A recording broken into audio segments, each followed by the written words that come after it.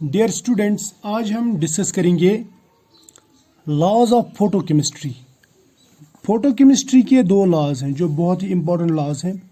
इसमें एक लॉ है ग्रॉथ्स ड्रेपर लॉ और दूसरा है लॉ ऑफ फोटोकेमिकल इक्विवेलेंस, या इसे हम कहते हैं स्टॉक आइंस्टाइन्स लॉ भी। और इन लॉज को इस तरह भी कहा जाता है, इसको कहा जाता है फर्स्ट लॉ ऑफ फोटोकेमिस्ट्री, और इसे क्या कहा जाता है सेकंड लॉ ऑफ फोटोकेमिस्ट्री।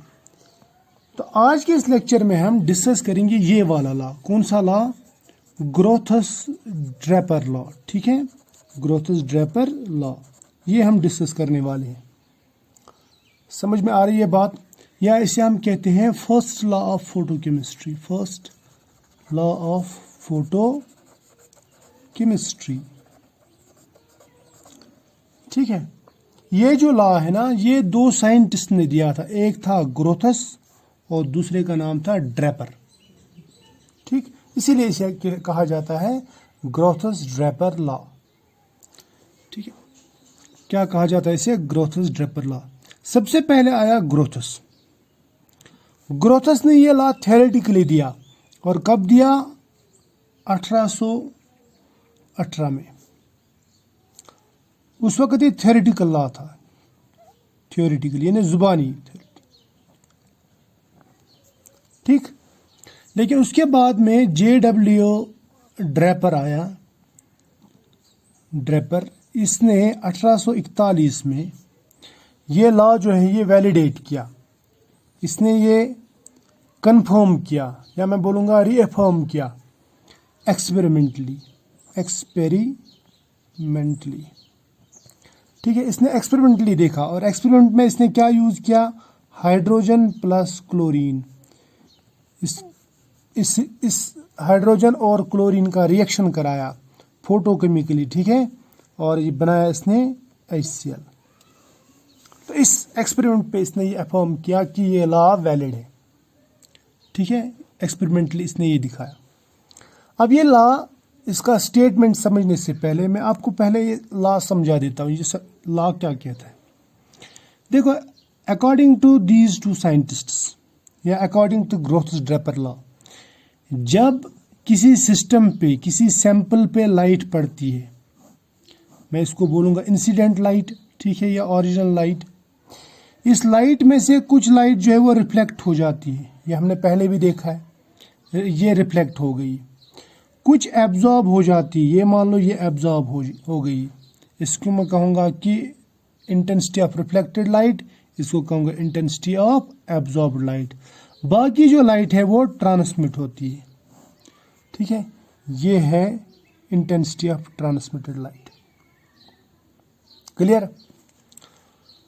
अब ये लॉ क्या कहता है? ये लॉ कहता है कि ये जो दो लाइट्स हैं, ये जो लाइट्स हैं, यानी ट्रांसमिटेड लाइट या रिफ्लेक्टेड लाइट, इनका फोटोकेमिकल रिएक्शन से कुछ लेना देना नहीं।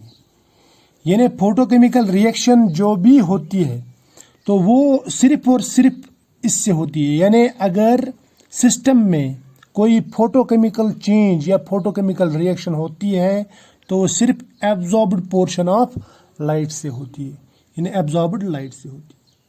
ठीक है, अब मैं अगर इसका स्टेटमेंट लिखूं, क्या लिखूं? स्टेटमेंट। किसका स्टेटमेंट? इस ग्रोथ्स ड्रेपर लॉ का। तो मैं इसको ऐसे लिख सकता हूं, स्टेटमेंट। इसका स्टेटमेंट कैसा?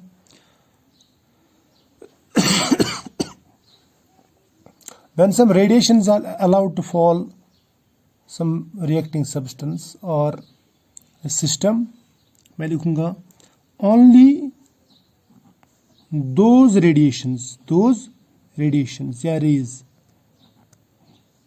radiations which are absorbed, याद रखना, which are absorbed, जो एब्जॉर्ब होती है bye reacting system,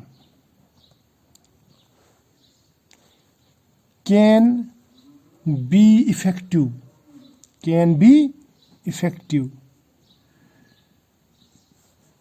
in producing chemical change, in producing chemical change।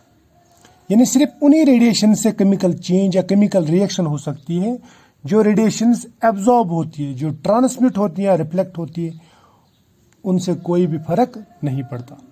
ठीक है, अगर हम इसको अब पूरा लिखेंगे, पूरा मतलब ब्रॉड सेंस में इसको लिखेंगे, एक अच्छी सी डेफिनेशन लिखेंगे, तो मैं इसको ऐसा लिखूंगा, इसका स्टेटमेंट जो है वो ऐसा लिखूंगा, डेफिनेशन नहीं स्टेटमेंट। मैं लिखूंगा ऐसा, व्हेन लाइट, याद रखना, light falls on a substance, on a substance, मगर कौन सी सब्सटेंस? रिएक्टिंग सब्सटेंस, याद रखना सब्सटेंस। only the fraction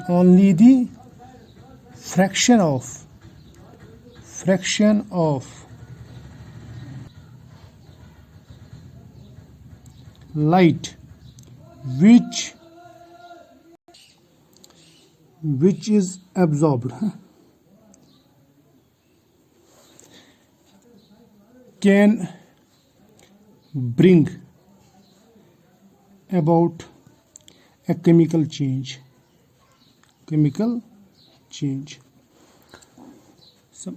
समझ में आया? ठीक। और साथ में लिखेंगे हम रिफ्लेक्टेड, जो रिफ्लेक्ट होती है लाइट, रिफ्लेक्टेड, एंड जो ट्रांसमिट होती है, ट्रांसमिटेड लाइट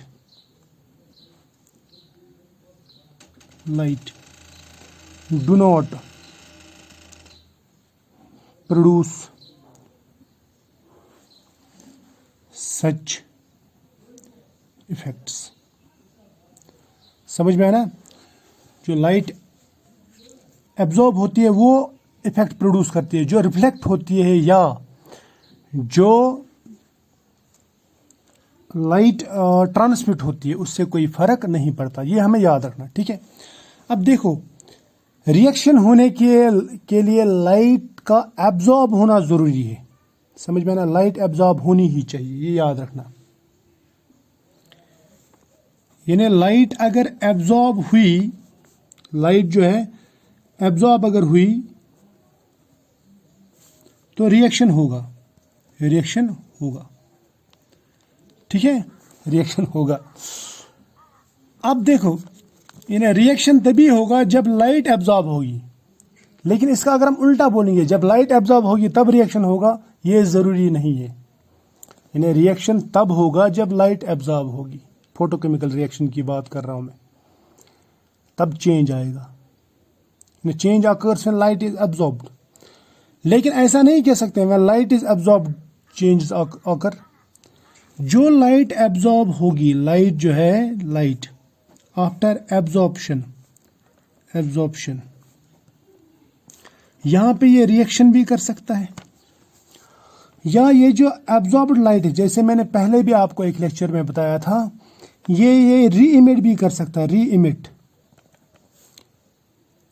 अगर तुरंत हुआ, यानी फास्ट हुआ या इंस्टेंटेनियस हुआ, तो हम उसको कहते हैं फ्लोरेसेंस।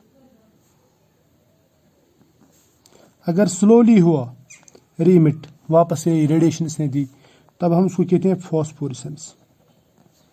ठीक है, और ये हीट के फॉर्म में भी ये वापस दे सकता है। यानी लाइट जो एब्जॉर्ब की सिस्टम ने, ये वापस दे सकता है in the form of heat, thermal dissipation जिसे आप कहते हैं। ठीक,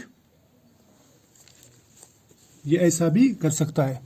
या यहां पे लाइट एब्जॉर्ब होने के बाद में फोटो इलेक्ट्रिक इफेक्ट भी हो सकता है। Photo electric effect